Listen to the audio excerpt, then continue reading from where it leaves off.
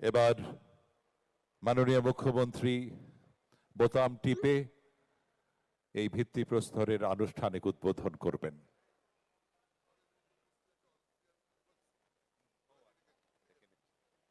আমাদের মধ্যে রয়েছেন বর্ষিয়ান অলিম্পিয়ান গোল্ড মেডেলিস্ট গুরবাক্স সিং।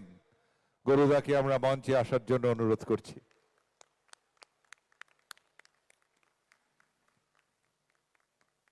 প্রবাদ প্রতিম হকি প্লেয়ার